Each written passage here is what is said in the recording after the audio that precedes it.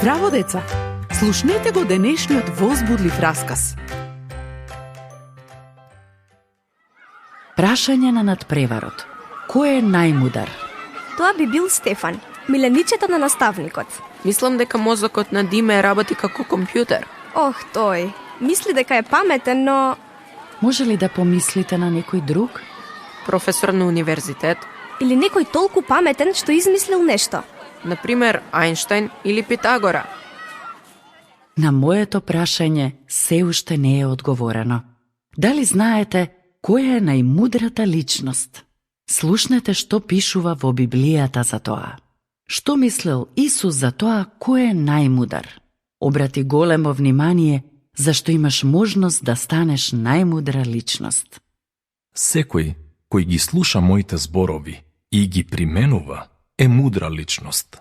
Тој е како човек кој ја изградил куќата на карпа. Тоа значи дека поставил цврста основа.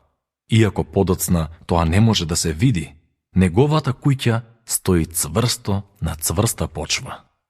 Кога фати бура и ја поплави земјата, кога дуваа силни ветрови и врнеа поројни дождови, неговата куќа стоеше цврсто. Не падна, затоа што имаше таква цврста основа. Но секој кој ги слуша моите зборови и не ги применува е безумен. Тој е како човек кој ја изградил својата куќа на песок. Кога фати бура и дуваа силни ветрови, куќата се распадна, куќата се урна, а штетата беше голема. Луѓето кои го слушале Исус како зборува, биле вчудовидени. Ниту една титула, ниту напис, ниту големи зборови не се знаци за мудра личност. Тога што е? Има начин како можеш да препознаеш дали некој е мудар или не.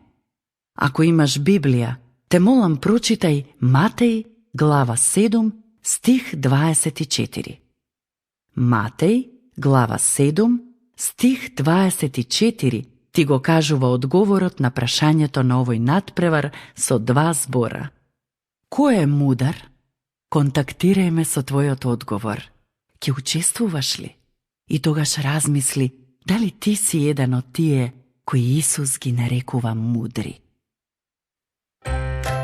До следното слушање. Ако сакаш да не контактираш или ако имаш прашање, пиши ни на radio7kids@gmail.com. Чао!